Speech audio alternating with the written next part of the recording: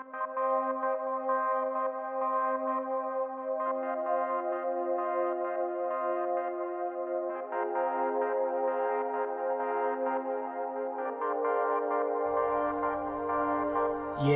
we bring reviews of your house, talk to our dudes of your house. I bring my views of your house, wrestling truths of your house. We talk to you in your house, we keeps it cool in your house, we keeps it cool in your house. I'm spitting truths in your house. Yeah. Mark's hating on his fans, Becky's niche on the man. Play with two like a lion, household a dangerous alliance. I am a diamond like Cody, and I'm overcoming like Kobe. No, they cannot hold me. Come listen, I'm hosting, critiquing, I'm boasting. This wrestling I'm knowing.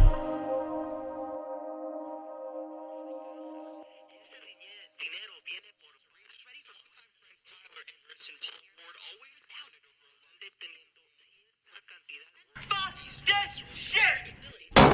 It's all about podcasts these days. This is Leo Rush, the NXT Cruiserweight Champion, and you are listening to the In Your House podcast. This is Austin Theory of Evolve, and you're listening to the In Your House podcast. This is AEW's Darby Allin, and you're listening to In Your House podcast. Welcome, ladies and gentlemen, to In Your House, starring Alakan Howse and my man, Michael Hutchison. That's Mikey Hutch. This is the People's Podcast. Haha. Hey guys, you already know who it is. It's your boys, Con and Hutch, ready to give you that work when it comes to this professional wrestling business. That is what we do, and hey, we love it. So let me let you guys know where you guys can listen to this at. You guys can listen to this at Apple Podcasts, Spotify, Spreaker, Stitcher, iHeartRadio, Himalaya. Hey, you don't have an Apple device? That's alright. We're on Google Play. Anywhere that you guys are, we can get to you. And ooh, where is the clock? I'm checking the time because last time that I checked, In Your House was the hottest professional wrestling podcast in the Midwest, because we hit them with that work, round the clock. You guys already know what it is. Oh yes, the director's in the building. Me and Hutch about to kill him. How's you doing, bro? Brother, I'm doing fantastic. We're back yet again. I know it's been a minute, but we've had a lot of moving parts going around. Con's taking the wrestling world by storm, as you guys already know. And the rest of us are about to pave our own path into greatness as well. So, but in the meantime, we're back and In Your House, ready to give them another killer show. So let's give it to them, brother. Absolutely, man. Absolutely. And guys, we're recording this on a Thursday evening, but when you guys listen to this, it'll be Friday morning, 6 a.m., so put In Your House in your ears as you're driving the kids to school, or hey, maybe you're just driving to work. We're here to get you that work, and you know what it is, guys. We are here to talk to you guys about the great sport of professional wrestling. This ain't new, guys. We've been doing this for you guys over 170 episodes. My God, Hutch, over 170 episodes, bro. My God. Well, we have this saying around here. I think we say it on the show once or twice. We give them that work. Yes. I think we've said it like 20 times on this show already. Give them that workity work, as you so eloquently put it. Yes. And it's kind of what we do, but we're just getting started. Ain't that crazy? Getting started. All of this is crazy. And go back on the previous episodes. Longtime listeners have heard me ask this very question on the show, and I still ask it. What the fuck are we doing? I don't know, but we're doing it. And people have been asking us what's going on at the show? You've been getting some episodes out there. You've had some killer interviews out there. But again, the content's going to keep on rolling, guys, and it's only going to expand. So yeah, stay tuned to all of our social media, all that, Twitters, Facebooks, Instagrams. We might do it. We might snap a chat. Is that what it is? Snapchat. We might snap a chat. Anyway, yeah, all these things are happening. So yeah, I'm with it, bro. Yeah, man, that's what we do here at In Your House. We just give you guys that work, and this episode is going to be no different as we're going to dig into a great episode of AEW. But before we do that, of course, we have to bring on our other host here, and that is reporter Drake Kennedy. How's it going, bro? It's going pretty good, man. I'm happy to be on another Thursday show. Happy to talk to my boys about some of this good old wrestling that we saw. Oh, yeah. Excited. Yes, How are you guys man. doing? Doing good, man. Doing good. And yes, man, you were right. We had a hellacious episode of AEW, and we want to talk about that. And that's kind of what we want to break down today or tonight, you guys, is we want to talk a little bit of that great AEW episode from Atlanta, Georgia. Probably one of the best shows that they put on since they started going on Wednesday nights, in my personal opinion. And that's not to say that any other episode was bad. This one just stood out so well. And also, in the second half of the show, we're going to do something we haven't done in a long time, you guys. We're going to hold a little house meeting where we have a few questions from some loyal, long-time listeners, and we're going to answer your guys' questions, and we're going to name drop you on the show. You know why? Because you're part of the household, and you deserve that type of clout. And we're going to give it to you. We're going to answer your questions, name drop you, and shout you out, and it's just going to be a fun time. Hutch, are you excited about it, man? Because I really am. Yeah, I'm with it, man. Because we've been talking about doing this for a minute now, Yeah. And I know we put it out on our social media.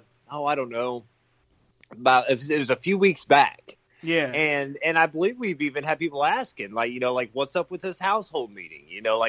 When's that dropping? When's that going on? Because the people really like the interaction and stuff, and we love interacting with everybody as well. That's right. So. And I actually reached out and I got a couple of, got a hit on on my Twitter as well. So, we'll, throw that question in here too. And yeah, we'll see how it goes, man. I know every other episode we've done like that has been fun. Oh, yeah. It's always been a blast. Always went really well. Those are some of our most fun episodes, is those house meetings. I love doing it. I know you do too. But we're going to get there, because first we have to talk about this fire episode of AEW that went down in Atlanta, Georgia, and a lot of things happened, you guys. Here there was a fantastic tag team match, cage match.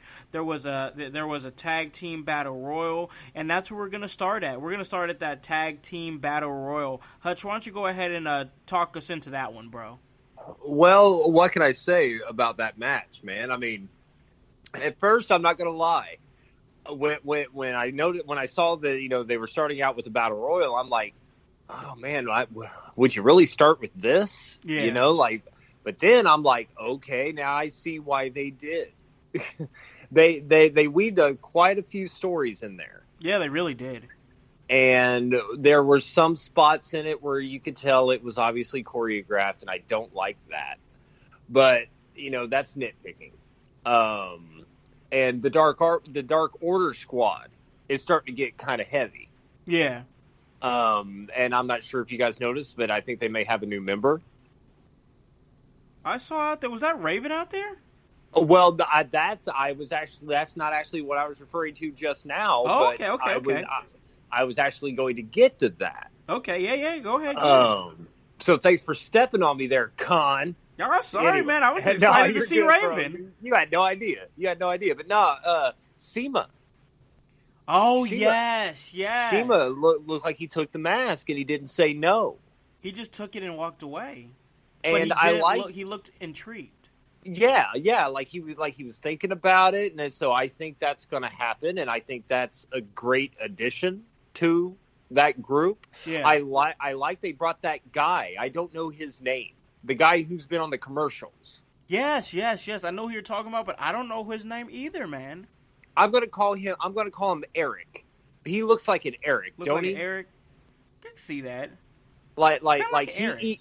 He eats like that, like regular cornflakes, and he's the type that pours the milk in first. He puts the that must mean he's a psychopath, because you're putting the milk in first and then you're putting the cereal in. Like, you're subjecting yourself to like some splashback and right. Like, A lot of things happen. Oof. Right. He is part of the Dark Order, so he might be a psychopath. Yeah, I think there's something to it. And then, they refer to the Exalted One, the arrival of the Exalted One. But now there's this video floating around, as you alluded to earlier, with Raven. Yeah. Sitting there, which didn't even cross my mind. But shit, dude, Raven doing that would be great. But you know what? The first thing I thought of, and this is no diss on Raven, but I say this just because Raven refers to himself this way all the time on his podcast. Right. Raven's too fucking lazy to fucking get booked in AEW and do that shit every week. If they don't let him film those vignettes from home, he ain't doing that shit. Man, he's lazy and he knows it. At least he admits it. I got no issue with it. Man, I fucking love Raven, dude. I always have. And you know what? If they did do him as the Exalted One, I bet he could make it work. Oh, hell yeah, he'd make it work. Yeah, he would. You're talking about one of the most underrated talkers, in the business. Dude would just weave such poetry together with his promos back in the day, bro. Oh, for sure. For sure. I mean, I see. I mean, you want a modern reference of that? I see a lot of that in Docs. Oh yeah, easily. Yeah, totally. I see a lot of that, and it's not like Docs is hacking anybody. No, it's just kind of similar characters and that kind of thing. So yeah, yep. So yeah, shout out to Docs. He put out a really good vignette of himself on our social media, so definitely you guys check that shit out too. Fresh as fuck. Absolutely, yes. Go check that out. Go and check that out. But jumping right back into this battle royal, and I'm gonna throw it over to Drake, man. So the battle royal, man, it's moving right along. Here's the thing that I was worried about with the tag team battle royal. I was really worried that it was gonna end up being a clusterfuck. But I was wrong. It wasn't that bad. So, Drake, what did you take away from this battle royal? I took away that it was a great show, or a great match. It was a awesome showing from everyone involved. I thought it was a kick-ass way to kick off to put it lightly, a kick-ass Wednesday night show from Dynamite. Personally, I thought it was a little predictable with their ending of who was going to go over. I understand for sure, it. Yeah, but I understand for the point of where the storyline's going, the further it. I really wanted Santana and Ortiz to walk out with it. That was just me. But it was awesome. I thought it was really, really stellar. I agree with Mike on there was a handful of spots that felt really choreographed and set up in ways, how a lot of the new age way of wrestling looks. But yeah. I enjoyed it all. It was wonderful. I'm a little shitty with the TNT app. Ariel and I were at dinner as Dynamite went on the air, and we went to turn it on my phone as we're sitting at the Mexican restaurant eating, and it went to commercial right before it started. It showed the promo in, and it popped up and said, "We'll be right back. TNT is in the middle of a commercial." And I was like, I know it. They're not. It is 8:00. Had to refresh my app, and I missed the first 3 minutes of chaos of the match. So it was really, really hot at the TNT app. Oh, man, I bet, because it came right out of the gate. Man, another thing about can anybody confirm the death of Sammy Guevara? Because that man's dead, okay? He gone. I actually put out a tweet on that asking if somebody caught his head. There was a fan in the 7th row that was fortunate enough to catch that man's dome piece because it was kicked the hell off his shoulders. My God. Man, I ain't seen a kick like that since Shawn Michaels kicked Shelton Benjamin. Yo. That man, I'm actually looking at the video right now on my Twitter, and that man, this man kicked his head straight off of his shoulders. Like, he leaned back like Fat Joe, like, damn.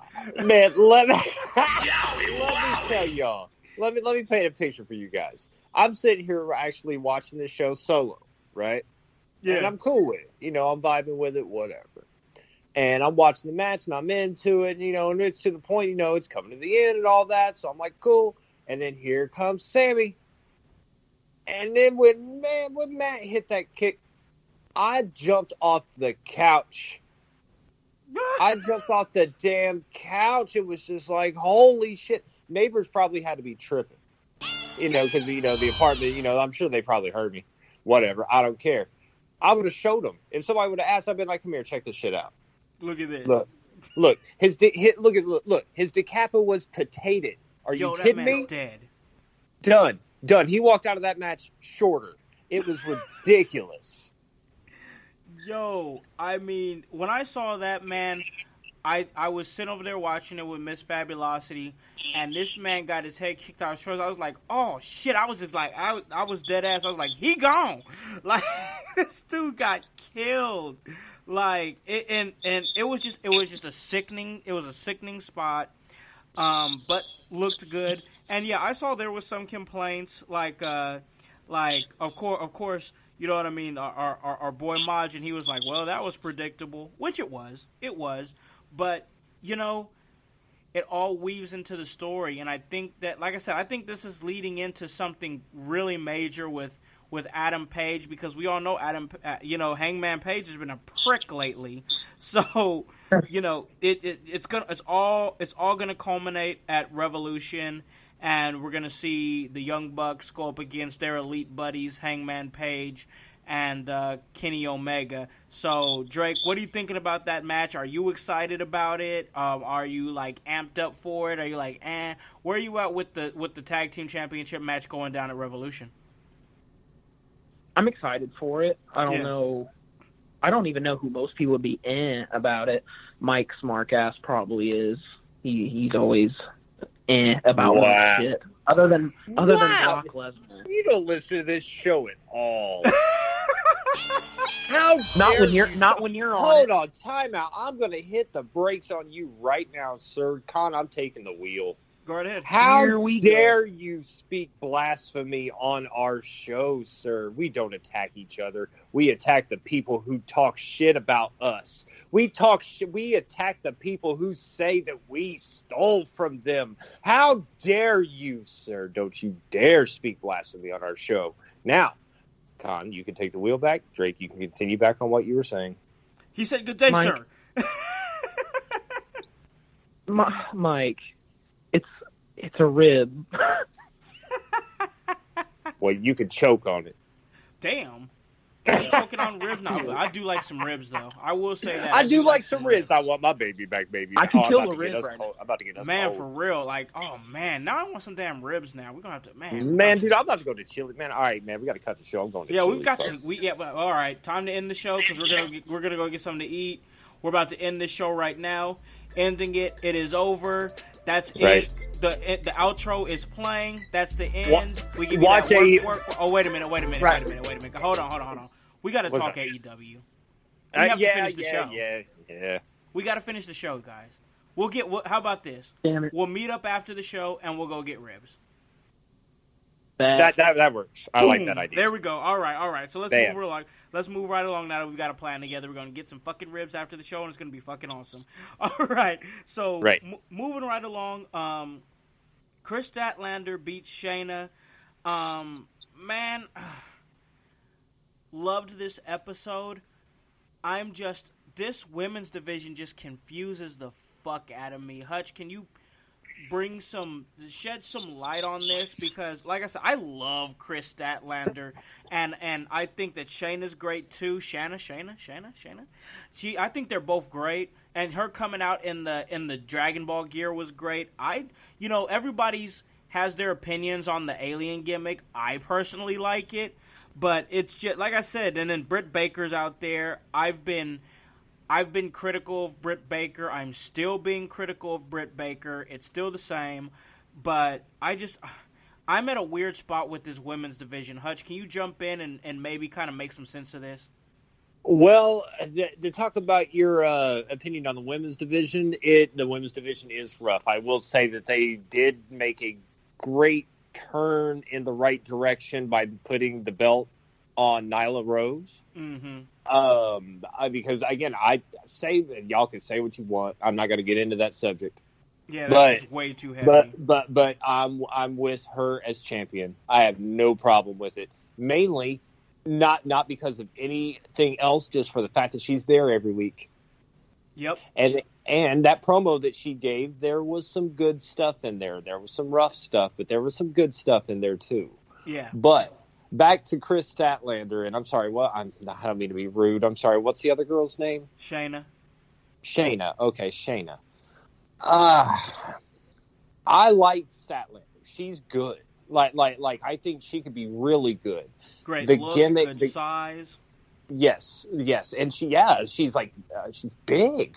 Like she's kind of a big girl, and I don't mean that disrespectfully because I mean she beat my ass, but and then boot me. There was a boop off in this match, bro. There was a boop off. I tweeted that. I'm like, did I just witness a boop off in this match? The match itself didn't land for me. There was a thing that JR did that cracked me up. Oh, yeah, I remember. You go ahead and break that down for the household. Okay. If anything, if y'all didn't, if this is the thing, if there's anything that possibly that anybody could have checked out on, it may have been this match. So if you did, go back and watch it just for the commentary alone. Because first off, you got Tony Schiavone talking about he's got his own face on his cup of coffee that they made sure to get a shot of, while Khan's favorite woman talent on AEW, Miss Baker, was sitting there giving Tony Schiavone the stank eye. Yeah. Right. Yep. So that was funny, but the highlight for me was Zero Fucks JR. Oh my gosh. Jim Ross. Okay, so you got the booping going on in the ring. Wow, I can't. Now there's a line I never thought I'd say. He said the booping. I'm sorry, bro. Go ahead. I'm sorry, I just popped myself. He said the booping.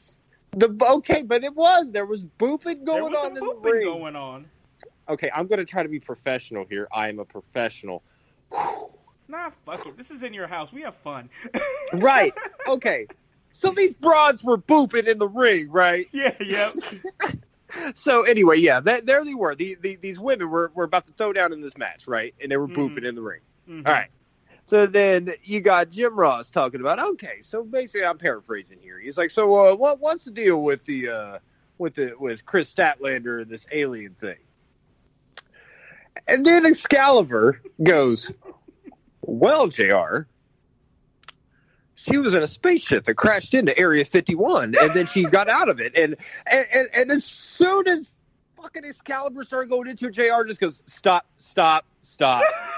We're done. So the whole alien gimmick is just boo-booed all over by Jim Ross, right?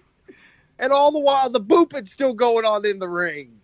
I mean, what the fuck? And then you got Britt Baker just clucking incessantly at Tony Schiavone.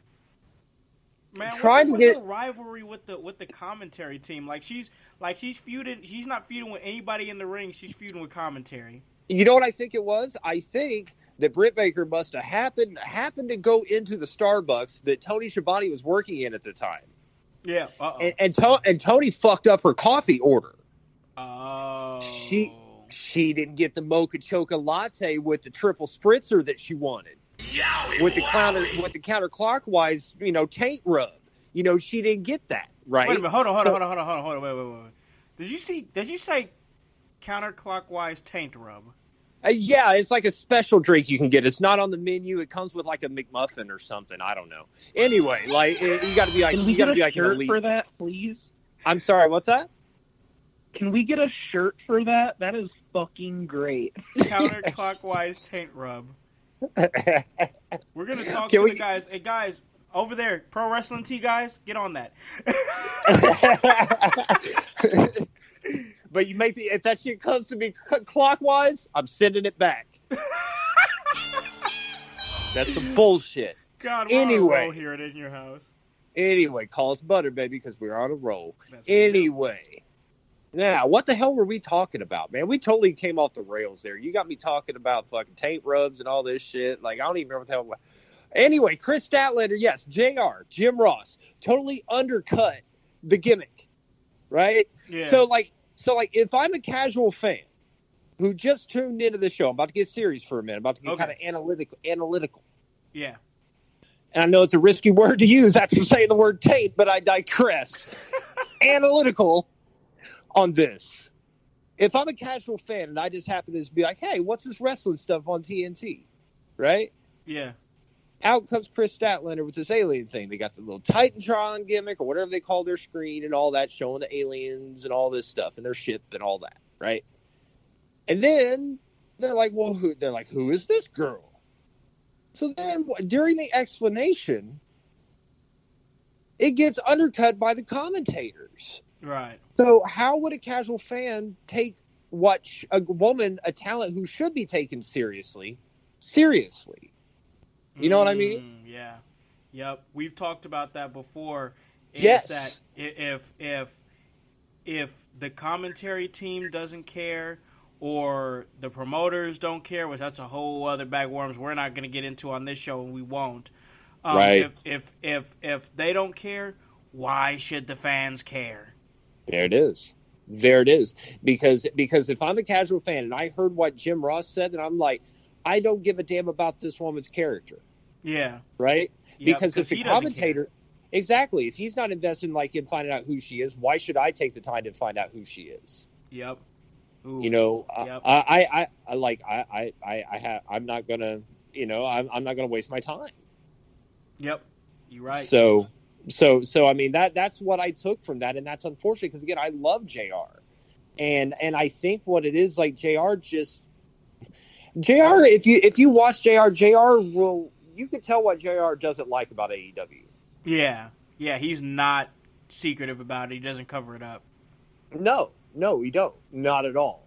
But I mean, again, I'm still kind of on the fence with Chris Statlander, and going back to the women's division.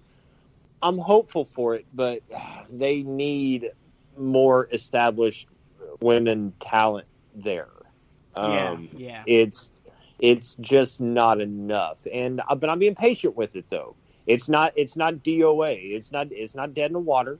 No, by no means. And with anything else, if AEW's shown us anything, is that they don't give up. They stick with it. Yeah. Yep, and I respect that. I really, really do. You know, there's some things that they've kind of killed, and that's fine. Like the whole Nightmare Collective thing. They killed that, which is fine. But I'm gonna swerve. I'm gonna go out into the woods here, and I'm gonna bring it right back out. Going into that, I kind of wish Brandy didn't acknowledge it on the social media. You know what I mean? Like, I get that. Like, I get that one thing that AEW is really good for is like publicly admitting that they're like, okay, we're done doing this. We're making a mistake. But I really do think, and you guys might disagree with this, but this is my opinion. I think that you don't have to admit every single time when something didn't work. Sometimes sometimes you can take that old WWE approach where it's just like you just need to let it fade away. And I think that with the Nightmare Collective thing, she shouldn't have acknowledged it and did her whole little video of her putting away the gear and stuff like that and blah, blah, blah. Just let it go away. Just let it go away. But that, like I said, that's just one thing right there. But bringing it right back out is, I like the fact that there's stuff that they don't give up on. There was times when the Dark Order stuff was rough, and they've still gone with the Dark Order because there's something there with the Dark Order. You got to go with that, I think. Yeah, for sure. There is something there, with the Dark Order. And I'm glad that they stuck with it, even though, they had that rough spot with them. Yeah, that they just got annihilated on. And they came right back with it. They gave it a little bit of time to breathe, and then they came right back with it, and they're gonna. I think they're gonna strike gold with this. I think they are because they're investing in it. They're not quitting on it. No, not at all. And not only are they not quitting on it, they're pushing further with it. They're pushing harder with it. Yeah.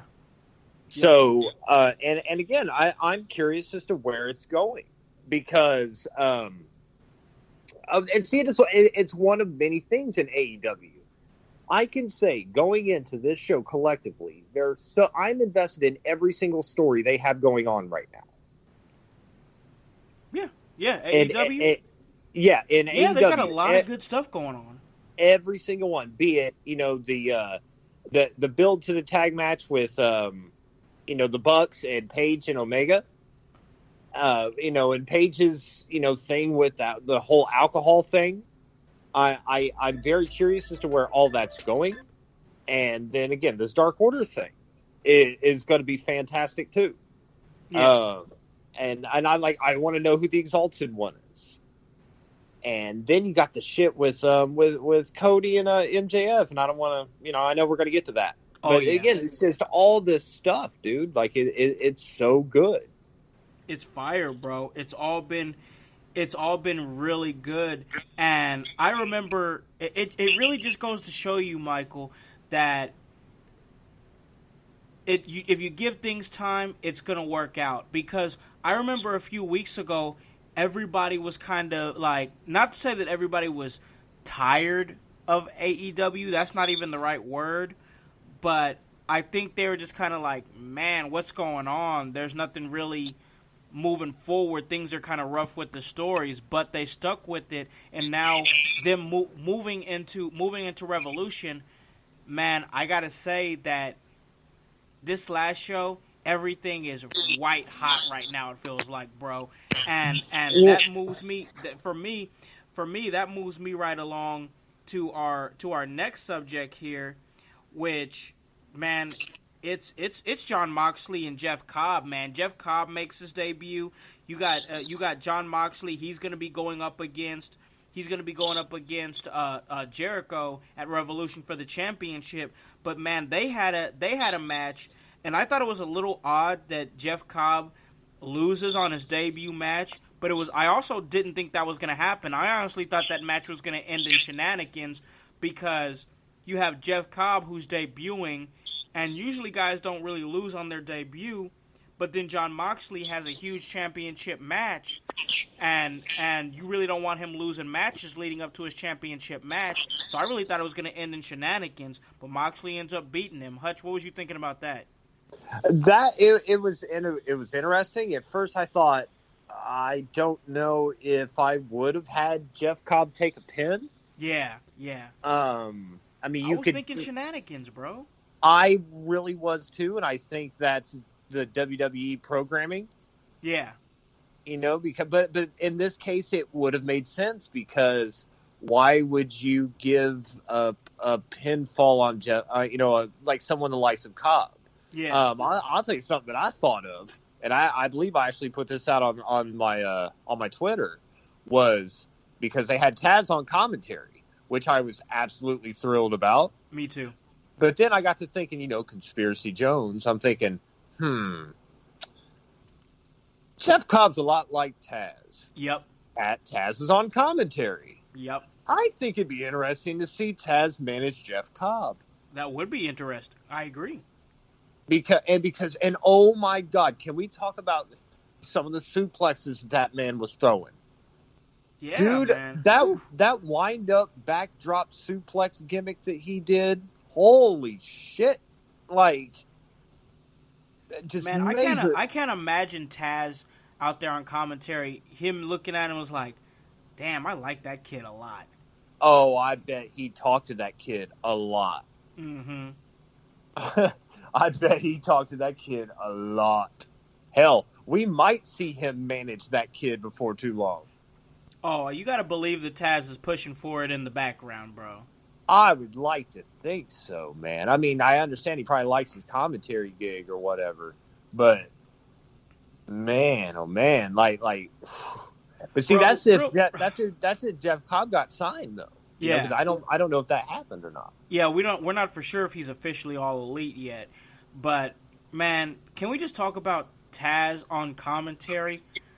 God, he's so good, bro. He's so good. He should be on the, not to take anything away from anybody else on commentary, but get him off of Dark and put him on Dynamite because he's so fire on commentary, bro. He is. I've always loved Taz on commentary. Yeah, especially if he's motivated and not micromanaged. And again, if we're going to get the best version of Taz on commentary in AEW, think about that. Think about how good Taz was in WWE. Yep. That was with Vince in his ear. Taz is just going to be able to do his thing here in AEW. Oh, yeah. I can't, as, a commentator myself, that's done it a few times. Yeah. Because, and as you can attest to this as well, when you do things yourself, you watch things a little bit differently. Yep. I was going to mention that. Yep, you're right. Go ahead. You do. You see things differently. Like, I notice things in commentary now that I didn't before. Yep. It's not so much what they say, it's the cadence that they say it. Yep. Sometimes it's the verbiage, but it's more so the delivery of it.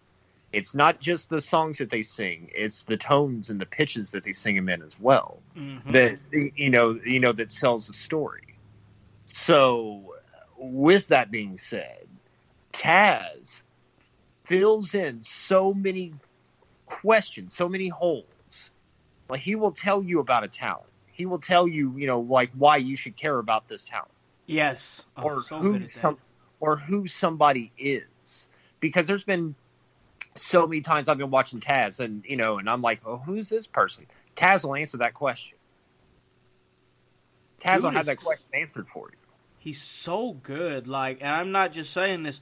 He's so, really, really good. And like you said, you alluded to it, now that we do commentary and we're commentators, I listen to it, I listen to it a lot differently, and now I'm hearing just how good Taz really and truly is, and that man is amazing on commentary.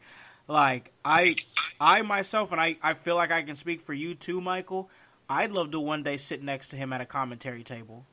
As nervous as I would be, not because, he, there's a slim chance that he might want to choke me out. I would do my best to not allow that to happen. Right. Not that I could stop it if it got to that point, but, I would do my best not to, trigger him to that point. Yeah. But no, absolutely, man. I think that would be incredible. I'll say this on the record right now. You give me the opportunity that they gave that mute that they brought on there who won that contest. Late last year. And so help me. You go remember Con and Hutch on that show. Facts, bro. Huge facts. That's all I'm saying. Make or break. You're going to remember us because you give us a shot, we're going to shoot that bitch and we're going to hit. Yep, Kobe, and I mean that in the best possible way. Man, I'll say this. Barrel of fish, and I'm a 30-06. I'm hitting it. Yep, hitting it every single time, bro. I'll say this, and then we'll get right back into talking AEW, because I have to say this, and who knows, Taz might not ever listen to our show, and that's okay. There's nothing wrong with that. I personally, on my bucket list, is to one day sit next to Taz and do commentary, because if not for Taz, there'd be no In Your House. And I think we both know that's true. Word. That's true. Long-time listeners know that story. New listeners, I'll give you a brief synopsis. Go ahead. Watch listen to Taz, watch the Taz show for probably a good year and a half, 2 years. Mm-hmm. And I kept telling Con, you need to watch Taz, or you need to check out Taz show. Check out the Taz show. It's fantastic. There's other podcasts out there, but there's nothing like it. Then, Con's a busy man. Con's got a lot of stuff going on. But then finally, Con was able to get around to listening to the Taz show. And next thing you know, as he will attest, he was hooked. I was obsessed with it, listening to it every single time the new ones dropped.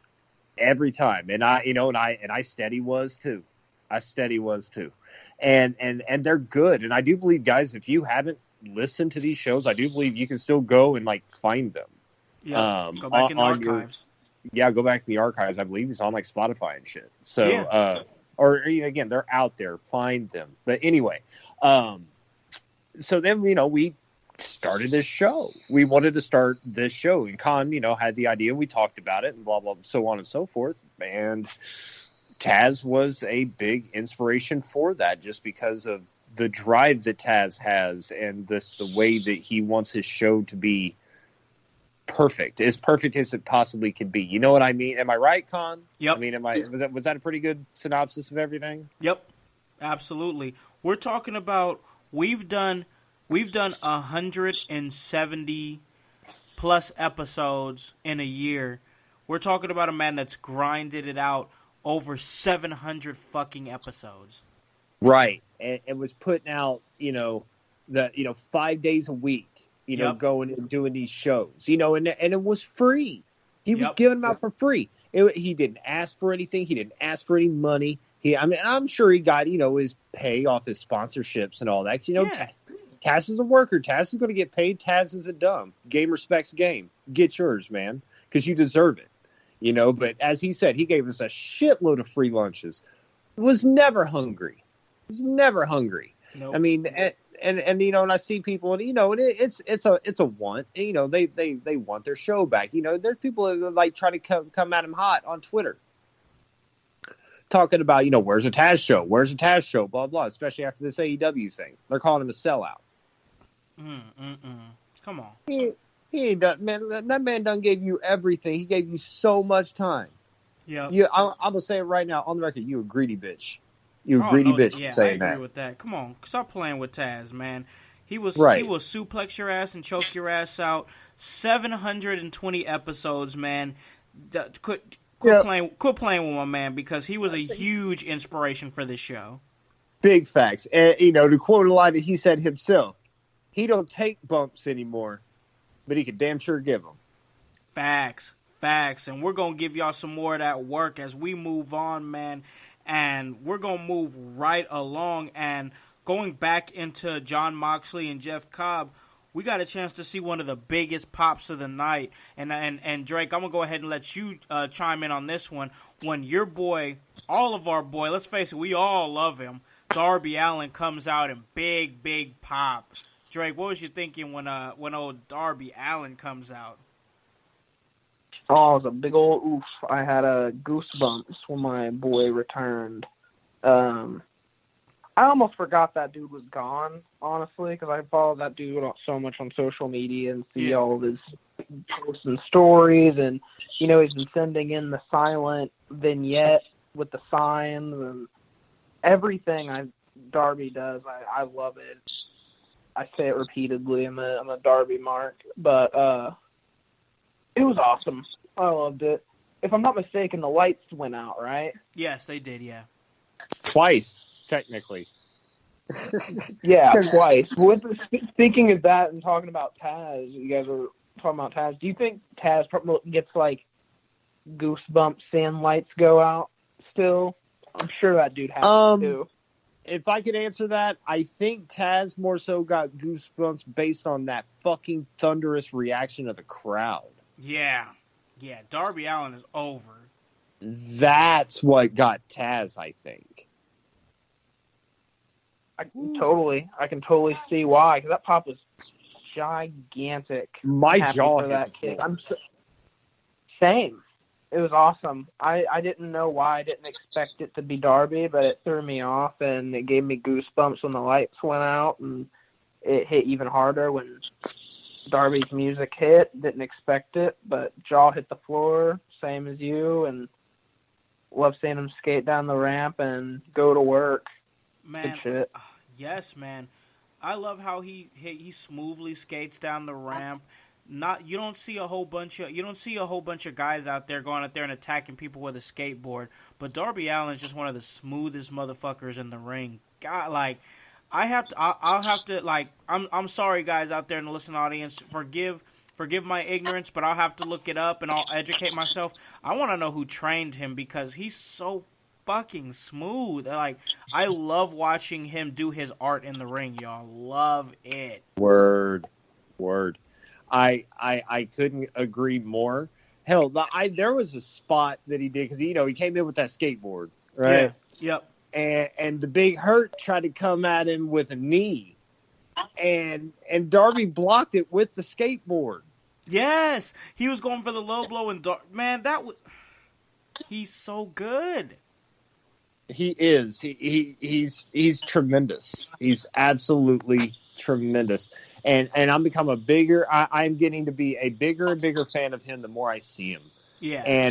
But I said to myself after hearing that thunderous ovation for him when that pop when his music hit and he came out, I'm thinking they got a mega star in this guy. Yep. This guy, and I think you may have said this on the show. I feel like this has been said on the show, and I want to say it was you, Con, that he could be what they wanted Jeff Hardy to be. Yeah.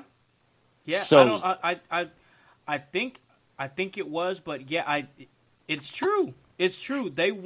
He's gonna be huge if you push him the right way, if you give him the right stories, and you can get him there. You can get him there to the AEW championship picture. Maybe even whenever they get a mid-card championship, throw him in there too. Because if you those mid-card championships, remember the Intercontinental Championship was to groom the next WWF WWE champions. They can get him there. It's possible because he's not getting like a shit ton of exposure right now as far as being on the weekly episodic shows. But anytime he does show up, it's amazing. It's meaningful. And can we talk about the? I'm not sure if you guys caught this, but when they went to the commercial break and they had the picture-in-picture gimmick, Darby did the thing with the signs. Yeah, and he basically cut a promo with the signs during the commercial break, talking about Sammy Guevara. Cool. And how he's gonna holla at him, man. At Revolution.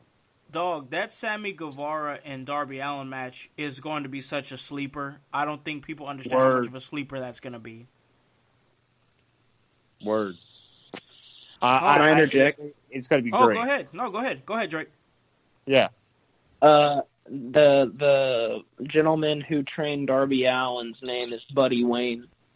Buddy Wayne. Where's he out of? Because I'm not sure I've heard of Buddy Wayne. That's no disrespect to him. I just haven't heard of him. That's what I'm looking, and all I can find is he was a professional wrestler and trainer and wrestled extensively throughout North America in his career. He was a former WWE superstar, I suppose, from what I'm finding. Okay.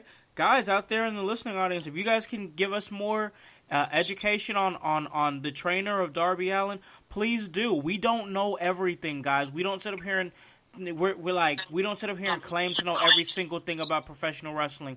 We're still willing to learn. We still want to learn. So if you guys know better than us, tweet me, tweet Drake, tweet Hutch.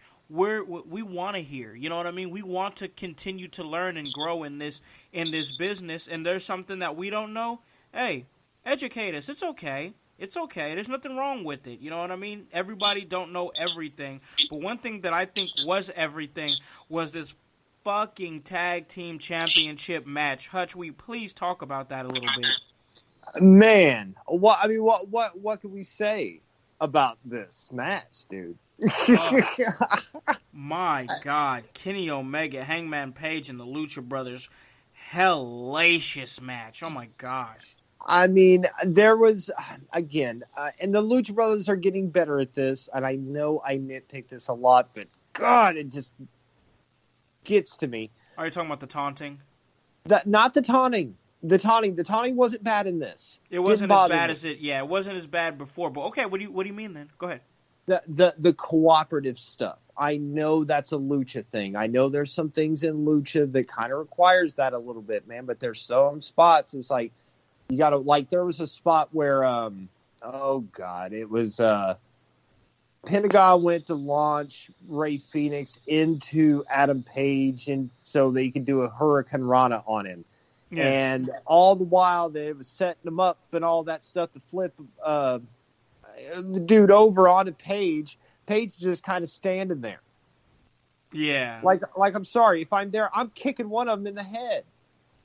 Dude's bent over, I'm going to fucking kick him. I'm not just going to stand there. You know what I mean? Like stuff like that. I know it's nitpicking, but that shit bothers me. But there was not a whole lot of that in this match, and this match overall was really fun. Even though I kind of knew the outcome. I knew where it was going. But again, just because you know the outcome doesn't necessarily mean that the story's still not entertaining to get there. I agree. And this match was good. So again, I like anything that Adam Page does. But they need to, I'm worried. I really hope they don't mess up Adam Page with this alcohol thing. For now, it's great, but if they mess this up, man, it could be bad for his character. And Adam Page is hot right now with the crowd. Yeah. Oh yeah. He's over. I mean, they can't censor that crowd because they're chanting cowboy shit every time he comes out there. Right, every time. As soon as his music hits, every time. So that was, I thought it was a great match. I mean, it was a fantastic match, fun to watch, kept me off my phone. Drake, what did you think about that tag team championship match, man? It was a good time. It was I really enjoyed the shit. I love Hangman's entrance just to watch him walk to the ring. It's my favorite thing he's so confident and he's on a fucking mission. I was tweeting about it. He always looks like he's on a mission when he's walking down to the ring. I mean, he is. He's on a mission to go kick ass, but most guys look down there, they're all showboaty and everything, and it's a lot more at the part of the story now. I get it, but I love watching Hangman walk in because he looks like he's got some serious business to take care of. Well, he's got some cowboy shit to take care of. Right, cowboy shit. He really does. And he kills the cowboy shit. Yeah, he just always looks so pissed off. Well, he is. I mean, he had to take a break to go beat people's ass, and he's trying to hurry up and get back to drinking his beer. Right. Keep the party going. And then you got the Elite doing their silly ass shit. He ain't got time for that. Yeah, he's like, I don't want to have nothing to do with this silly ass shit. I just come here to kick ass, retain my championships, and go drink some more. Exactly. He ain't with it anymore. Hey, but it was a fun match, and of course it led to Kenny and Hangman retaining, and out comes the Young Bucks. Out comes the Young Bucks, and they're setting up for their match Revolution, which that's probably going to be a really, really good match. And I'm not sure what to expect because with the way that Hangman's been acting kind of funny, maybe he turns heel, maybe he doesn't. I really don't know what to expect, but we'll revisit that once we get to a point where we're talking about Revolution, which I'm sure we will talk about that here on the show, because now we have to talk about the main event, and that was Cody. Cody in the first ever cage match in AEW's very short history. He was going up against Wardlow, accompanied by MJF, and one thing that I want to say right off the bat was that cage for AEW was beautiful and made for television. That was a good-looking fucking cage. Hutch, what'd you think about the cage that AEW presented? It was fucking tall. Yeah, it was. Yeah. For one, that's the first thing that I thought of. I thought it was great. And one thing I will say is people kill me on Twitter, the haters. Oh, boy. The brand loyalists. When the pictures came out of the cage, yeah, they were all like, oh, look at it. They can't come up with anything original. It's a fucking cage. Like, what the fuck were you expecting?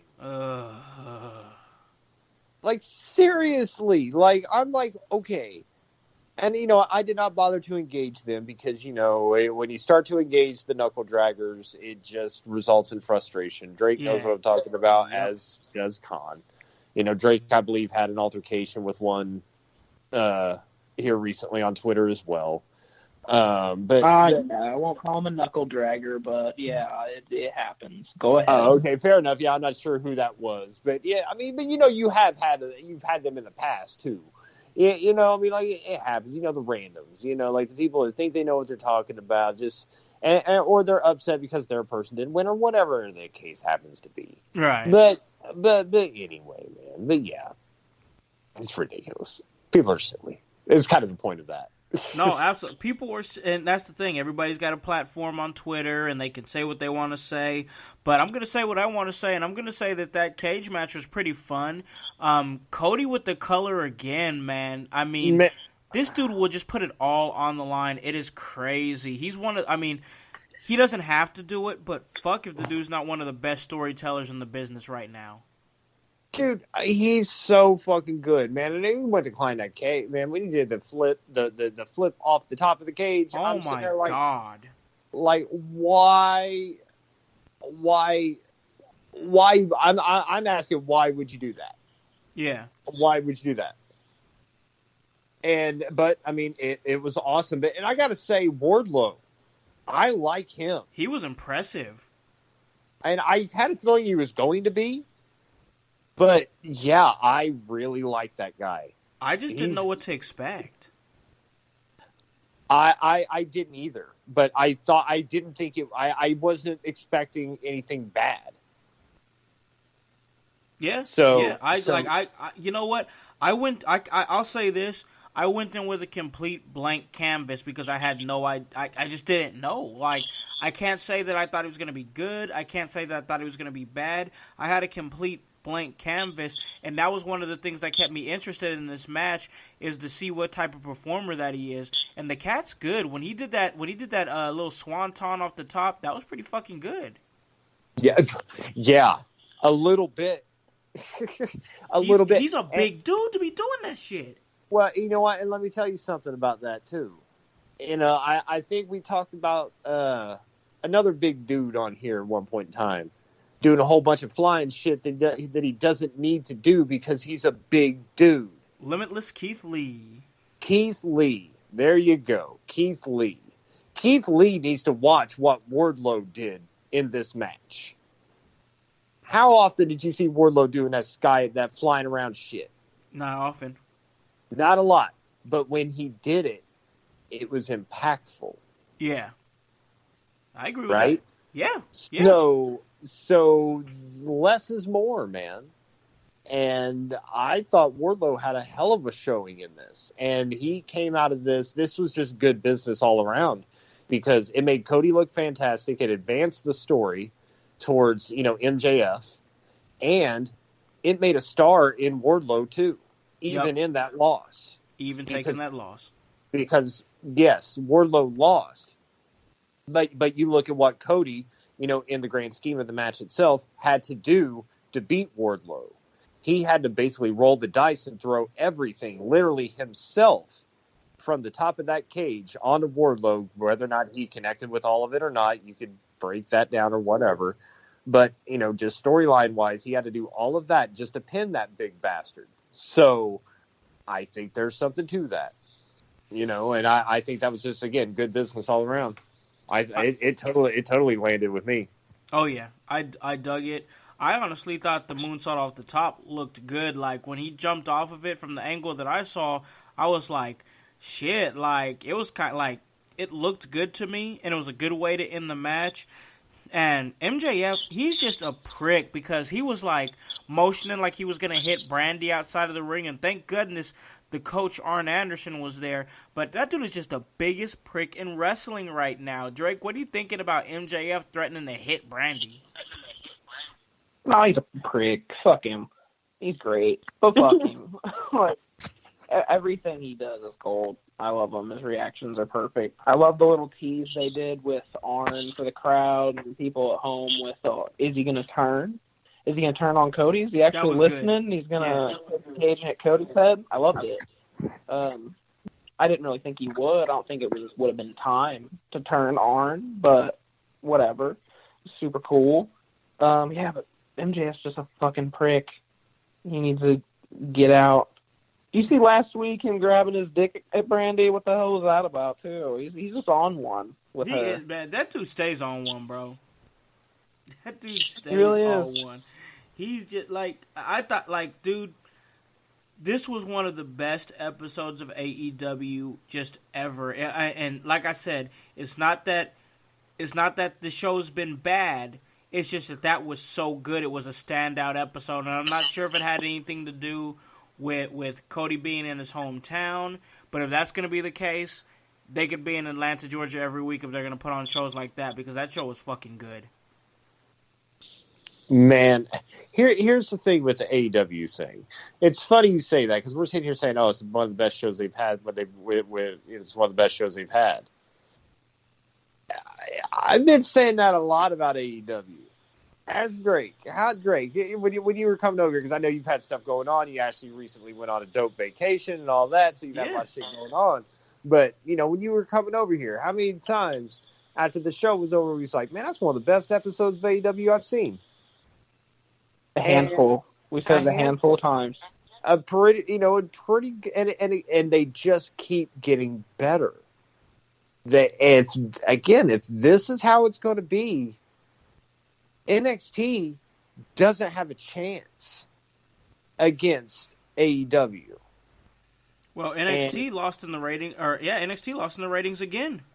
Again, they picked up. I do believe they got more numbers than they had last week. And I think AEW, I'm not sure if they went down. But yeah, AEW won again. And I'll be honest, I don't know if NXT will beat them again. Unless they pull some shit like, "Oh, let's bring in John Cena to go against Velveteen Dream at WrestleMania."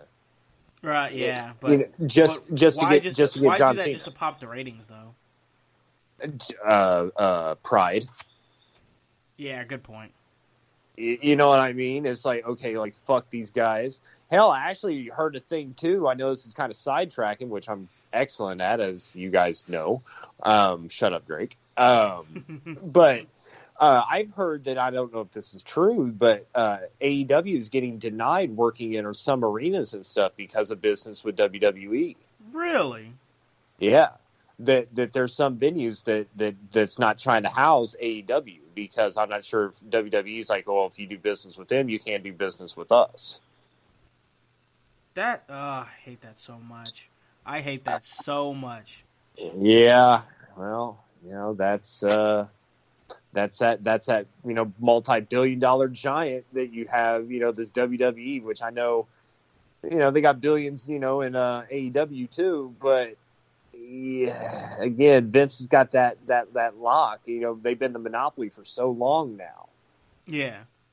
But it's going to take, again, that big major talent to be that tipping point that's going to open the doors up on those arenas and shit. Because, I mean, again, even if they can get them arenas, I'm not trying to be a dick, but to get these arenas that they're chasing, can they fill them right now? Right. I know they're getting good, good crowds and stuff, which is great, and they're pulling consistent ratings every week. But I mean, you look at the ratings back in the Attitude Era compared to now. We're talking millions of people back then. I know it's two totally different beasts to compare, but back in the day, 893,000 people wouldn't be considered good ratings. No, they're not pulling in more people. Yeah, they're staying steady with the people that they have. I get that, but I think it's kind of rough to compare the ratings of today to the ratings of back then, considering streaming and people pirating episodes on the internet and stuff like that. I think that's apples and oranges. But as far as what you're saying, as far as them not getting any new viewership, I absolutely agree. They're just kind of staying steady with the viewers that they do have, which means they're not bringing in any new eyes. You know what I mean? Right. And at this point right now, that's okay. I mean, it's early, and I'm not trying to be an apologist for it. But they're still, in their infancy. in the grand scheme of things. It's not a sprint; it's a marathon. If they were losing viewers, that would be a problem. Yeah. But the consistency is there. They have their fan base. All they need to do is continue to build it.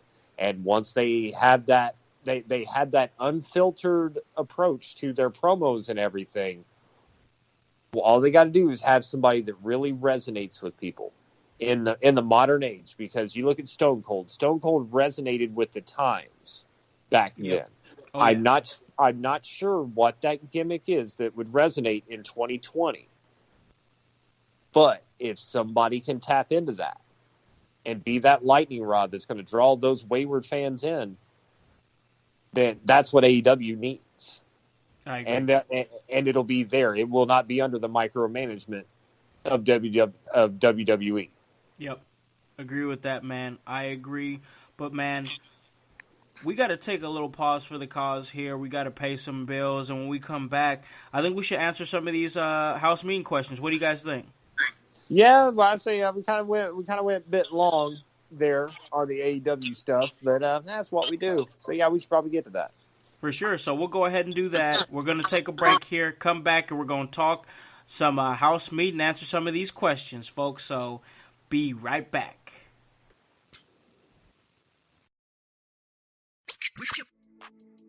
Hey guys, this is the director, Con Howse of In Your House, and this episode is sponsored by Podcorn. Podcorn is a marketplace connecting podcasters to amazing podcast sponsorship opportunities such as host read ads, interview segments, topical discussions, and more. With Podcorn, there is no middleman. Podcasters of all sizes can browse and choose opportunities right on the platform, set their own rates, and collaborate with brands directly without any exclusivities. You never give up any rights to your podcast, and Podcorn is here to support you at every step to ensure you're protected and compensated for the work that you do for brands. The marketplace mission is to give podcasters transparency, creative control and freedom, and full control of how and when they monetize. So check the show notes on this episode and you will see a link to www.podcorn.com/podcasters. But now it's time to get back to In Your House. Welcome back to In Your House, hosted by the director, Con Howse, the cornerstone of commentary, Mikey Hutch, and, of course, reporter, Drake Kennedy. And we are going to get to some of these questions here, guys. We're holding a Howse meeting, so everybody please step forward as we will answer your questions, you guys out there in the household. And we're just going to jump right into it because we don't want to be here all night. We just want to go ahead and answer these questions and give you guys some clear, concise answers here. And we're going to start off with this question here from, Nick Koopel, long-time listener, long-time fan, also has been on the show before. So he's been on every side of the fence here. Great member of the household. And his question is this: AEW and NXT are both great and are also both on Wednesdays at the same time. Are the Wednesday night wars a good or a bad thing? Hutch, what do you think? I'm kind of torn on that, to be honest with you. On one hand, I would say it's a good thing because competition's always interesting, but it makes me wonder, and I don't know if I would want another night of wrestling. Fuck, it makes me wonder if AEW be able to pull 1.5 million, maybe 2 million people if they move to Thursdays. Yeah, yep. Because if they're pulling this, I wondered before all this started how many, what the numbers were going to be consistently for a Wednesday night. Adding another night of wrestling for people. Yeah. And I can't say that I know the number can be considered low, again, back to the Attitude Era, but I don't know if I expected quite this many consistently. I did see AEW winning consistently just because, again, they're a fresh product. Yeah. But now's the testing point for them because the honeymoon phase is kind of off now. You know, I know they're still new, but now they've been around for what? You know, a few months now. Yep, since October. And yes, while yes, they're still in their infancy, you know, the newness is still there, but and it does, and I think that's a good thing for, you know, what I'm getting at is AEW's doing well because it still feels fresh. It still feels like that breath of fresh air. I still look forward to Wednesdays. Yep. Wednesday nights are it for me for wrestling. All the other stuff is filler. There's like 2 or 3 things in WWE that I'm interested in. But as far going back as to the ratings war thing, you can say ratings don't matter. They do. Numbers do. I think to say ratings don't matter, you don't know anything about having a television show. What show have you watched and gotten into that had horrible ratings that you were able to finish and get it in its entirety the way it should be written and shown? Right. It's never happened because it's gotten canceled because nobody's fucking watching it. And now I'm not saying that's the case here in AEW and stuff because obviously people are watching it. But you want more people. Yeah. To not want that number to be higher is asinine. To not want to win that every week is asinine. Now, for the fans to sit and bicker and argue about it, that's also asinine. Fans shouldn't be worried about the ratings.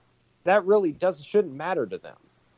What they should be concerned with is what's going on in those ropes. Yeah. And the stories that are being told there. If the stories are being told in that ring are good enough, fans ain't going to give 2 shits what the numbers are. Because they're going to be tuned in watching the show. Yeah.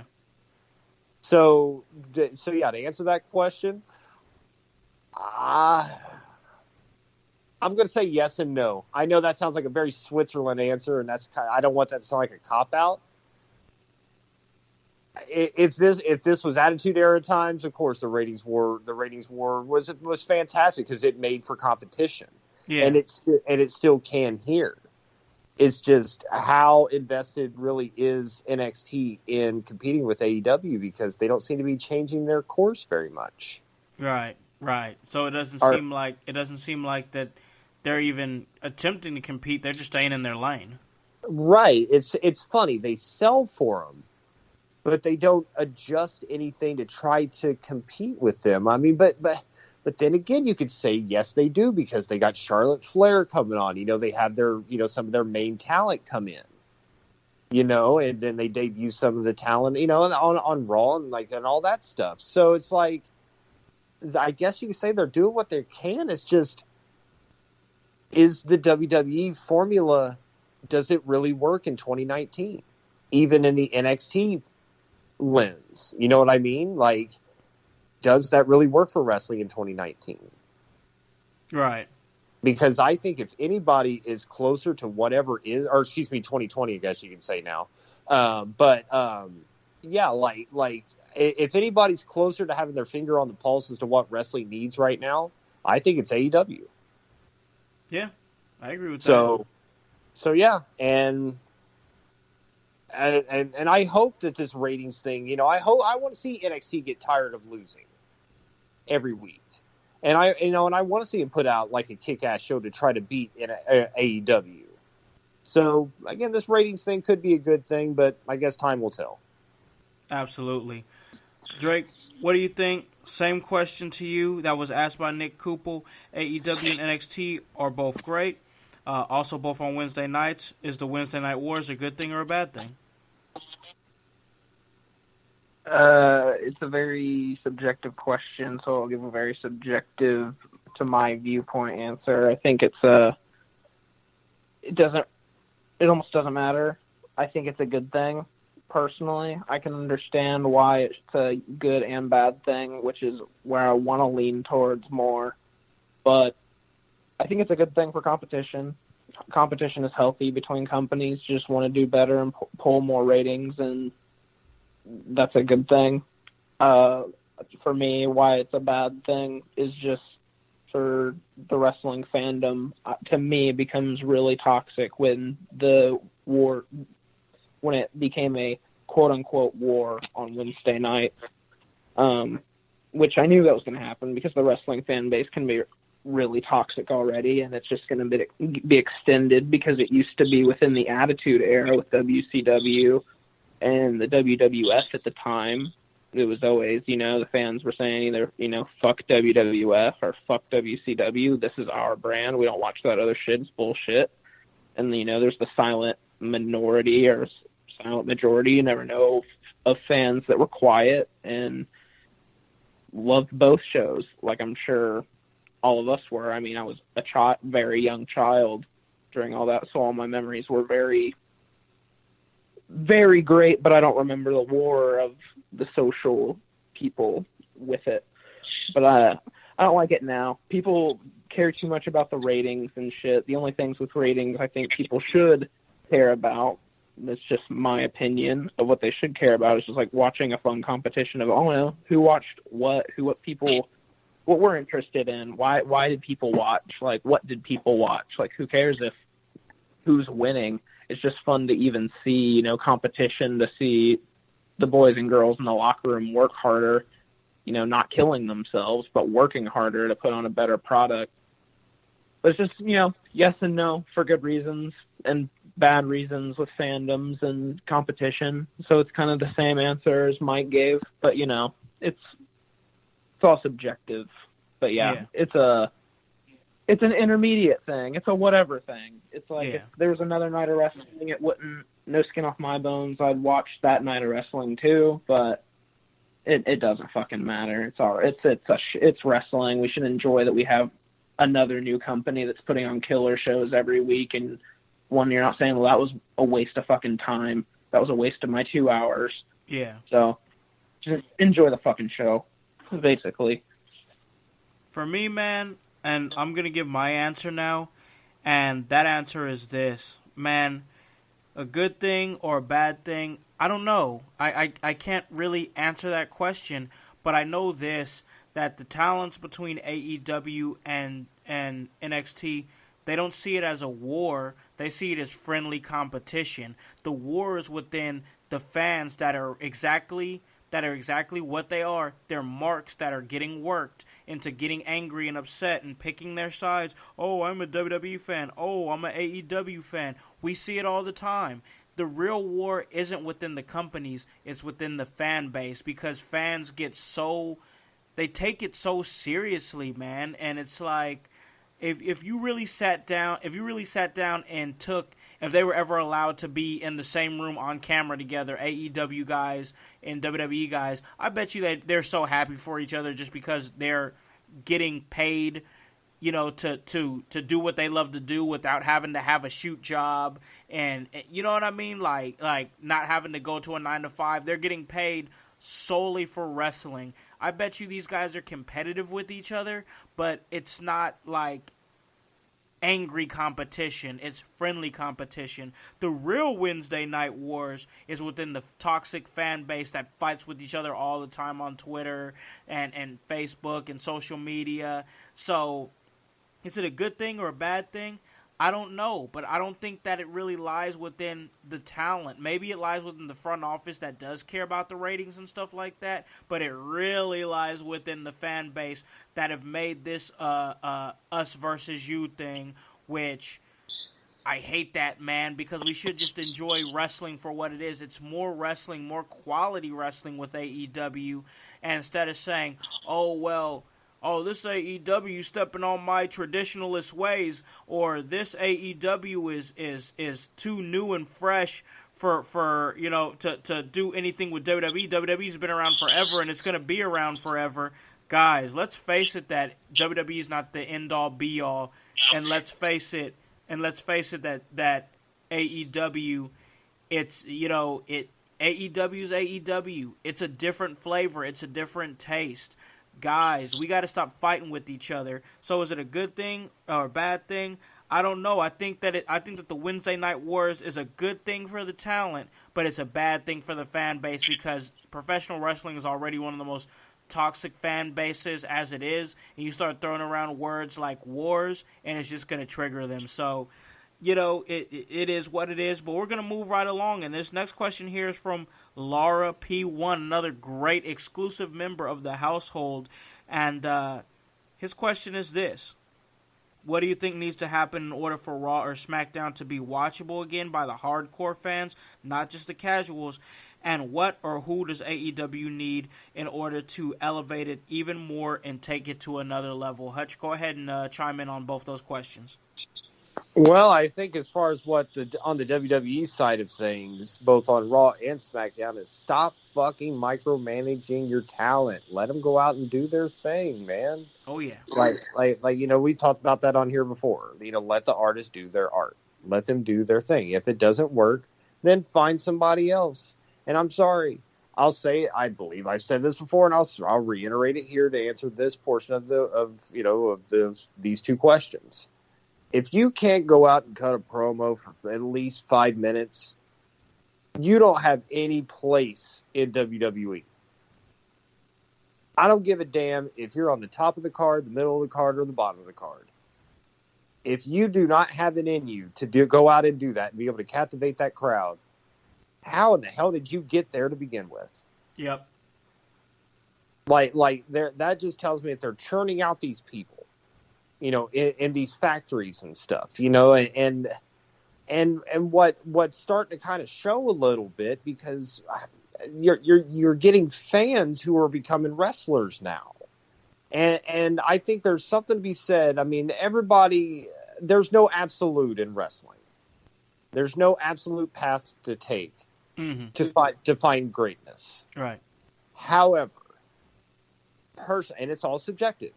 But I find more, I more so gravitate towards the talent who have grinded on the independent circuit, who've driven hundreds of miles for a bullshit paycheck if they're lucky enough to get one.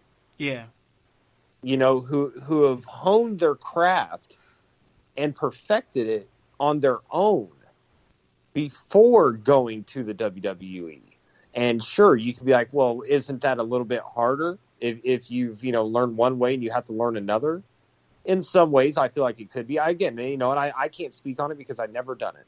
I'm just guessing here. But I feel like it would be a little bit easier because you would, you have practice. You've been out there, and you're not just being shown one way. Yeah. There's a lot of different music out there. There's a lot of different types of styles of art out there. Then there's a lot of different types of wrestling out there too. And there's a lot of different aspects of it to learn. And some things, as great as WWE might be, I'm not sure how much of that can really be learned there now. And yes, there's some there, but then it's on the talent as well to go want to pursue that knowledge too. And not sit and play video games and try to push their wares on social media. You know what I mean? Right. So I mean, it's a two-way street. But to go back to a second question, I'm not sure who AEW needs to bring them to that next level, as he says. Some could possibly say CM Punk, maybe. But I don't know. I think that star is within that company. Yeah. I just don't know who it is yet. That's fair. But I think MJF, as of right now, could draw eyes to the product.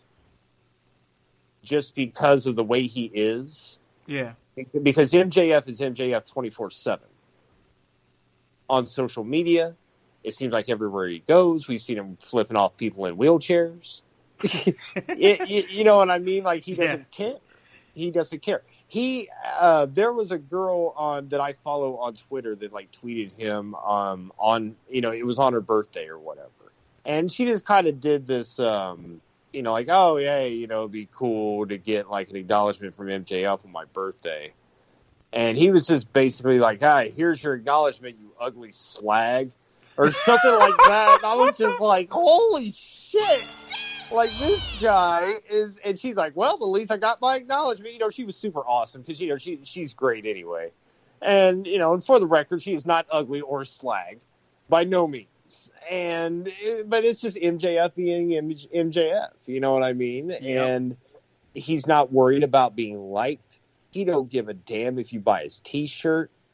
He will charge you $150 to meet him at StarCast and treat you like pure dog shit. He don't care, bro. And you'll walk away smiling about it. Why? Because you know what you were getting. You were paying to meet an asshole, and that's exactly what he's going to be, and you're going to get that. So, yeah, I'd say MJF right now. Okay. Nothing wrong. I got no issue with that answer because MJF is a diamond right now that Cody is grooming to be just as great as he can be. So, moving it on over to reporter Drake Kennedy, what do you think needs to happen in order for Raw and SmackDown to be watchable again for the hardcore fans? And what or who does AEW need in order to elevate to that next level? For the first part, I think it's difficult, but I think The Fiend really proved with that how different, he was and how different that character was and how different the setup and the Firefly Funhouse segments. I feel like that got a lot of people talking that weren't just casuals that really had them interested and that was their favorite thing. Yeah. And I think we need really, or they rather would really need different out-of-the-box creative that's, not really out-of-the-box, Bobby, Lashley, and Lana wedding segment, all that, and the cucking, but something different, and I think more talent. I don't know. I'm not backstage, I'm not behind that curtain. I don't know what talent is stepping out of the comfort zone and stepping out of boxes and forwarding their ideas to creative and Vince and whoever they need to, whoever, Paul Heyman, whoever's running shit, about different ideas. Can I say the Voldemort's name? Am I allowed? Do I have that pass today? You know what? Go ahead, bro. Go ahead. I mean, I hate to be controversial and take sides, but I mean, with all the things we've been talking about with what Vince Russo has been saying. Oh, he said his name. Oh my God! Dun dun dun. I know, but I don't know. I agree with some of the things he said about you need some of those really over the top, out there storylines. We don't need anything on a pole, but it's just it needs to really pull people in and attract, and they've been lacking on that. And Vince was always, through time, it shows and history shows with the Attitude Era and Ruthless Aggression and where we're at now, that Vince will come up with an idea to take the company in a certain way, and it typically works for a while at least. And I feel like he just needs to really sit by himself or with anybody, I don't know, a different group that's not yes men or just going to kiss his ass, but think of, we got to take the company in a different direction to keep, I'm sure they want to keep kids and whatever, but they need to attract the hardcores. And I feel like it's just I'm running in circles with the question, but it's almost unanswerable. It's got to be random. I feel like everything with even Stone Cold and The Rock and how Attitude Era blew up and all the popular figures, they blew up for a reason, but it's always random. It almost never felt placed. It was just, they did something random out of the moment for the box, and it was just great. Yeah, I don't know. It could be anything. So, yeah, just all those different things is how I want to answer that first question. And the second part was, who does AEW need to pull in to elevate the company? I don't know who they need to, or what. I don't know if they need to pull anybody in necessarily. There's always, fantasy booking of who you want or who they could pull in. You think it would do things, but realistically, I do think there's everybody there's a lot, not I wouldn't say everybody maybe, but there's a lot of people in that locker room that are cold, that just need a lot of pressure and a lot of pushing in right directions, you know. And they're going to turn into a diamond, and it's slowly happening with different people. I think it needs to be one-off thing they do. I mean, look at things like Chris Jericho's a legend, but just the little bit of the bubbly line, how viral and crazy it went, with him just wanting to say some stupid, goofy, off-the-wall shit and be dumb, and it picked up like nothing he thought it would. So somebody needs to do it's all shit like that. I feel like it's just, that's how everything goes with the internet and popularity and pop culture of what gets popular and what people do. It's all random. It feels like nothing's ever just placed. It's right place, right time, and that's how wrestling is. Wrestling itself needs to put itself in the right place at the right time for the right opportunity to pull, you know, hardcore fans back and people in general who don't watch wrestling anymore because it's not quote unquote good, like the Attitude Era.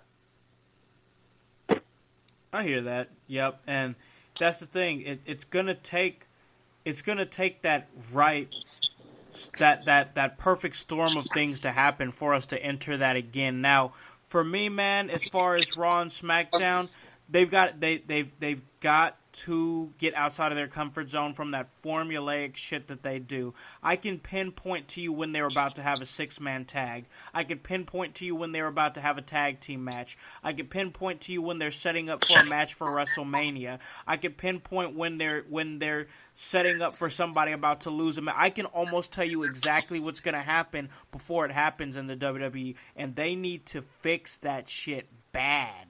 It's just too formulaic. It's almost like they have A, B, and C. Oh, what are we gonna do? Are we gonna do A today? Okay, no, let's try to switch it up and do B. Oh no, okay, well we've been doing B a lot, so now we're gonna try C. And if you only have a handful of options and you're running 3 weekly shows every single week for an entire year, you're only going to be able to do A so many times, and then B so many times, C, and then A, C, B, C, A, and then it's like we can see when it's going to happen. You know, we can see exactly when it's going to happen. It's not different. They're not doing anything different. They have to do things that are thinking outside the box, and they're not thinking outside the box.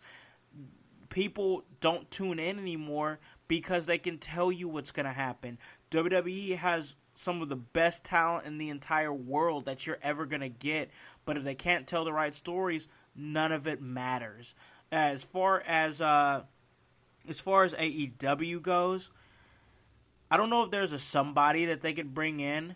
I just think it's a lot of what Drake said. It's just going to be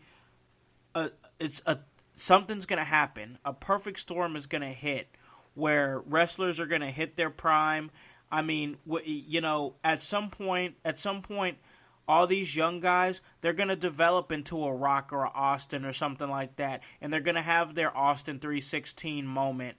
They're going to have that one moment that's just going to set them apart, and then they're going to have these huge feuds between guys that we see now as we're going to say, oh, in a few years, they're going to be awesome. Well, guess what? When a few years goes by, they're going to be awesome, and they're going to be in their prime, and they're going to be in the breaths of those greats. It's going to take some time. AEW is young, you know, so we just have to invest that time into these guys, just like WWE invested in Rocky Maivia, who eventually became The Rock, or Stunning Steve Austin, who eventually became Stone Cold.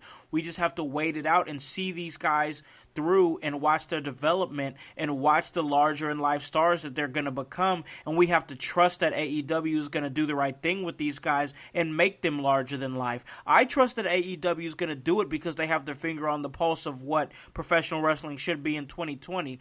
WWE, not so much. They're even struggling with NXT right now. I mean, that's not to say that their takeovers are still great. They still haven't had a bad takeover, but they still can't get over the AEW hump, because once AEW gets out of the early stages of their first year and they really ramp up and figure out what's working for them, AEW is going to totally leave NXT in the dust. And I've even seen some rumors here about Cody Rhodes eventually moving over to Monday nights. And in my personal opinion, I don't care what you guys say. You guys can smoke me if you want to.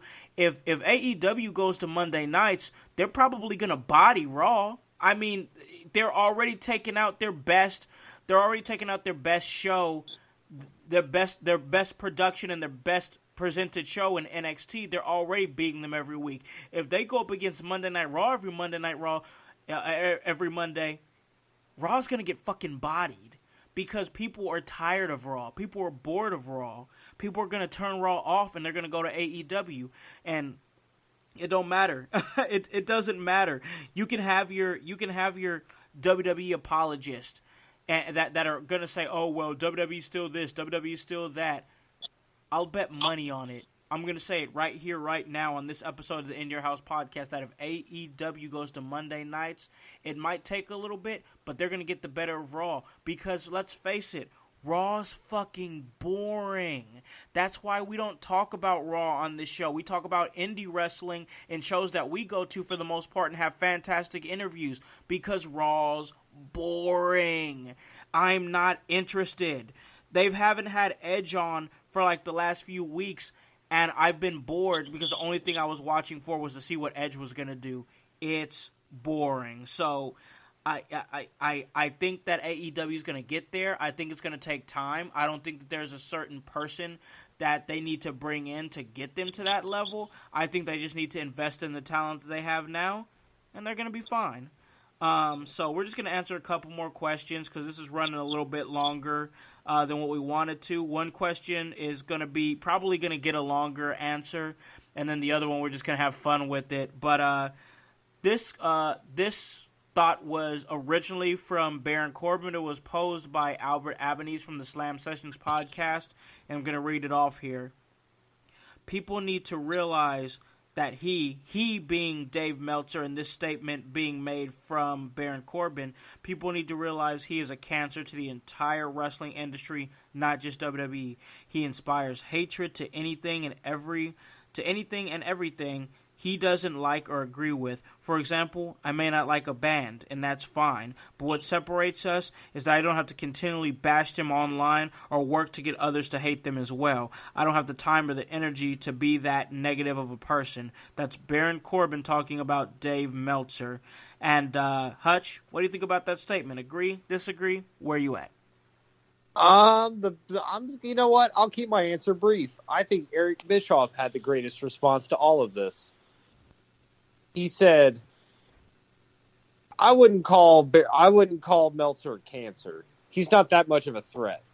He's more like herpes. Yowie wowie! Yeah, I can see that. And I think that's it. Meltzer's a fuck. I mean, I'll just leave it at that. Hey, kept it short and sweet there, and me and you were both a couple of long-winded guys, so if you can keep it that short well, it's and sweet, also getting late too. Yeah, true that. So, It's getting late. You know, totally. to keep it a shoot. Oh yeah, no. Hey, we're honest here on In Your House, man. I'm getting tired myself. I'm not gonna lie, but I'm gonna throw it over to Drake, man. What are you thinking, man, about the statement that Baron Corbin made on Dave Meltzer? Eric Bischoff's statement does say numbers about the situation. I honestly haven't known about Dave Meltzer that long, only a couple years. I just recently picked up his follow on Twitter. I just started following him, and I see his drama talking with fans and stuff. So it's just, he's a mark. So he's just like any other mark on the internet. The only difference is he has ins with people, I guess, in the business and talks to them and puts out random bullshit information, and people take it as fact. So that's always seems to be the problem is, and it's only, marks that read the shit. It's not casuals that are watching WWE that are reading dirt sheets or Meltzer's dirt sheets. But yeah, it's just, I mean, I really almost don't have an opinion on it. If it wasn't Dave Meltzer, it would be anybody else. So, whatever. With me, man, Dave Meltzer, people have soured on him so much. Like, people looked for him for his star rating. Now everybody shits on his star rating and nobody cares. I don't know, man. Dave Meltzer, I'm indifferent to the guy. I'm not going to lie. Like, he's been around writing about wrestling for years, to correct myself. He's been writing about wrestling for years, but guy's just a mark, man. I mean, he's just that. He's a mark. And cancer is a strong word. I don't even pay him attention. Like, I wouldn't even say that he's herpes, because herpes is something that sticks with you that's lifelong and annoying. He's just a bad rash. I mean, he's just a bad rash. I don't take him seriously, period. I'm just going to leave it at that. I don't take him seriously. You know, I only answered the question because, you know, it was one that was asked to us. But to answer the question and keep it short, I don't even take the guy seriously. So it is what it is, whatever. But the last question we're going to ask here, or the last question that was asked here, and it was by Lou DeBella. Good old Lou. And that question is, how much fish could Bobby Fish fry if Bobby Fish could fry fish? Hutch, how many you think, man? How much? How much fish? 37. Whoa. 37 fish. But I have a rebuttal question. Sure. How many McGriddles could Matt Riddle griddle if Matt Riddle could griddle McGriddles? Yowie wowie! Man, it's too late for this shit.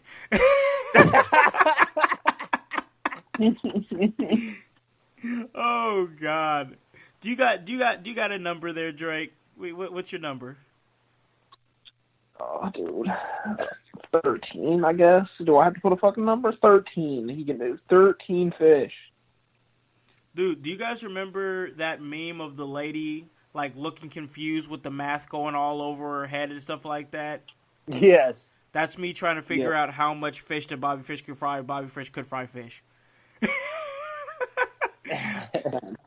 34. I'll say 34. We'll go with that. I'll say this. If Bobby Fish is frying up the fish, it's probably going to smell like that strip club that's up the road from the apartment that I live in. Oh, and that's it, folks. We're taking it home. Good night. Good night. See ya. No, but we are going to take it home, guys. It was another great episode here of In Your House, but fuck, it's late, and we gave you guys another great episode, and it was long overdue, so I was happy we did it, but it's time to ride this bad boy into the sunset, and I'm going to start it off with a reporter, Drake Kennedy. Go ahead and plug it. Yeah, you can follow me at Drake Reports IYH for, wrestling stuff and music stuff and any random stuff that needs to be talked about. I'd talk about whatever. Just hit me up on there, give me a follow, give you a follow back if you shoot me a tweet or whatever. But yeah, cool. Follow me there. Buy a shirt from the show. Awesome. Now let's shoot it on over to the cornerstone of commentary. That is Mikey Hutch. Go ahead and plug it. Thank you very much, sir. And again, it was great to be back on the show. I know I rambled a lot incessantly on this episode, and I don't apologize for any of it. And I hope you enjoyed at least some of it. So, you guys can follow me on the Twitter at Hutch IYH. And, just kind of like Drake said, let me know what you did. I'll give you a follow back and all that. I actually got 559 of you heathens out there following me right now. My God. So, yeah, I know, right? Like I'm tweeting, twatting. I'm twatting right. So I'm doing great. And we always say here, man, regardless of what you cheer, what you boo, it doesn't matter. Be it WWE, AEW, New Japan, Impact Wrestling, Ring of Honor, New Way Pro. If you're not hip to New Way Pro, guys, check that shit out. And it's just about Con and all that. My God, Sam Knight, the original sins, everybody, the Liverpool Lip, Earl Joseph. Come on, man. There's so much awesomeness going on with New Wave Pro. Check that shit out. And as I said, regardless of what you cheer or you boo, we are wrestling, we are Legion, we are one. Thank you very much for being our household faithful on this brand. And as we always say, as well, 2020 is going to be ours. Stay tuned. And in the meantime, enjoy the rest of your week. We are one. One of the great slogans of this show from the cornerstone of commentary, Mikey Hutch. And guys, this was another great episode, but that's nothing to us, man. It doesn't matter. It just don't matter because every single time we're going to give it to y'all. I'll give y'all that work. So let me let you guys know where you guys can listen to this at. You guys can listen to this at Apple Podcasts, Spotify, Spreaker, Stitcher, iHeartRadio, Himalaya. Hey, you don't have an Apple device? That's alright. We're on Google Play. Anywhere that you guys are, we can get to you. Hey, check us out, the DDIT at Upstart Pro. It's coming up February 29th, and your boy is going to be making his Indianapolis debut on commentary. The director's in the house.